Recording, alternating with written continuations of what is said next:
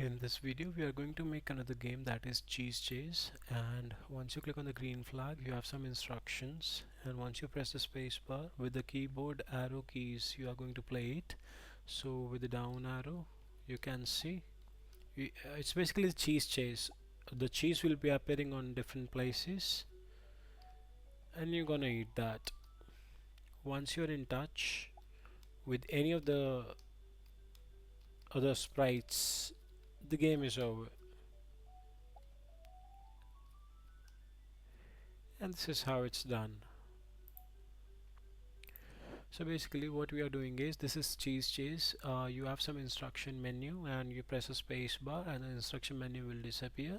Then you have to move the mouse using the arrow keys from the keyboard, and you have to eat the cheese. The cheese will keep on appearing on different random places, and you need to stay away from all the beetles and the ghost. If you get in touch with them, it's game over. So it's pretty simple concept for the game, and you are using like one mouse, one beetle and one ghost, three sprites and one cheese, four sprites in total. You are going to design a maze and you are going to design some instruction menu, and then the game over screen. So let's start one by one. Designing the maze, you can come here and see in the costumes. You can use these pens, different colors, different patterns. So this is one maze that I have designed. In this way you can design anything else. The instructions which are giving to this maze is like when you click on the green flag, like to start the game, so this maze should be in the center. A pretty simple instruction. Likewise for the cheese, that once green flag is clicked, the size of the cheese should be like smaller than the normal, because many characters will be there on the game stage, so that's why to fit on the screen properly we are saying like reduce the size by 35%. And we are giving some starting location to the cheese, and then we are setting the score to 0. Every time the green flag is clicked, the score will be 0. And then it is supposed to go to random positions. Here if you follow my mouse pointer, we are saying that forever continuously it should go to random places on x-axis and y-axis both. If it gets touched with mouse, then the score will be increased by 10 and a sound will be played. And if the score becomes greater than the high score, so there will be a new value for the high score. This score variable is something that we have created. We go to the variable and you go to a make variable, and here you can give the value, the name basically of the variable that you want to make. Here you can see I have made this high score and score 2 variables are there. So this is for the sprite. Then moving forward with the mouse, what we have is when you click on the green flag, so you have to wait till spacebar is pressed. Spacebar is for this instruction menu. For the instruction menu, you can go to the costume and see the instructions. I am using some text area and writing some text like you need to use the arrow keys, you need to stay away from the beetles and the ghost, you need to score highest to win, and you need to press the space bar to start the game, and all the best.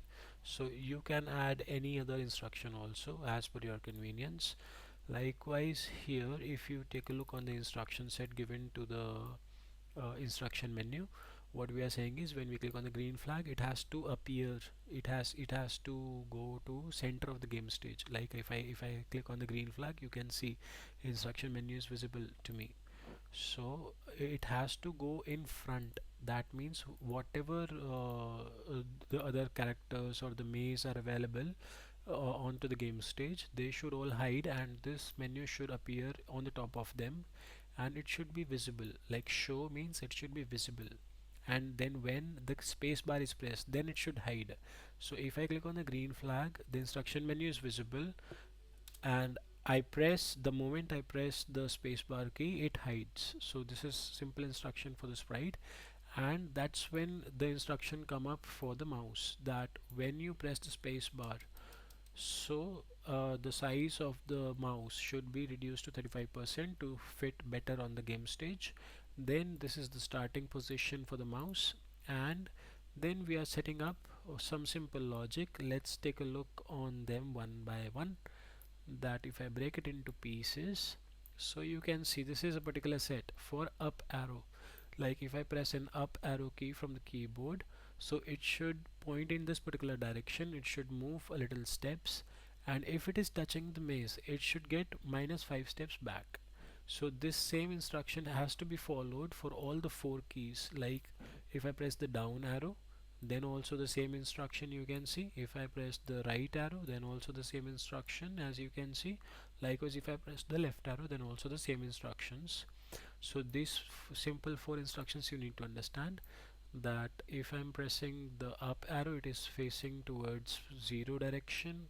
If I'm pressing down arrow, it is going to 180 degree, and if I click on this, you can see on the map also like in which direction it will be facing. Likewise, 90 degree it will be facing on this side. When I press the right arrow, it will be facing towards the right hand side, and when I press the left arrow, it will be facing towards the left hand side. So these instructions are there. I join them together and I put them into the forever block. Like this has to be done forever continuously, and once the mouse gets in touch with any of the sprites and the game gets over, so a broad message will be broadcasted with those beetles and the ghost. Like if a beetle catches a mouse, so by the end it will broadcast a message. Here you can see broadcast game over. Or if a ghost catches the mouse, so it will broadcast a message here, broadcast game over.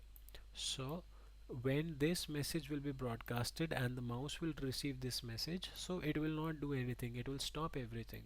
So these simple instructions are there for the mouse. Likewise for the beetle, that when green flag is clicked and the space bar is pressed, that means the instruction menu is disappeared and we can start the game now. So the size of the beetle should be reduced so that many beetles can fit together on the game stage. This is the starting position for this particular beetle, and it has to move one step continuously in the forever block, and if it is touching the maze, it is supposed to go -10 steps back, and it has to go to random places and turn accordingly, towards 90-degree left or 90-degree right. Likewise, so this same instruction will be there for all the beetles. I've just simply made a copy paste of them, like a duplicate beetles, and you can see they all are having similar instructions, just the variation will be the starting position for them. So here the starting positions are this, and for the next beetle the starting positions are different, like this you can see. And for the ghost as well, when the green flag is clicked, it is gonna go surprise in nature. So it's gonna hide, it's gonna be visible at random places. So here you can see, like when I click on the green flag, forever it is going to hide and go to random place and then gets visible, and again keep on moving to random places. And here in this particular instruction you can see that if it gets in touch with the mouse, then it's gonna broadcast the message that game is over, so everything will stop. So these simple instructions are there for all the sprites, yet it is time consuming when we design, but it's worth, because once you're gonna play, you're gonna enjoy it.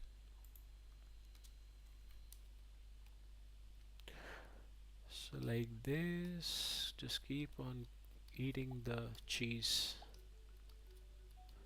Stay away from the beetles. I'm in touch.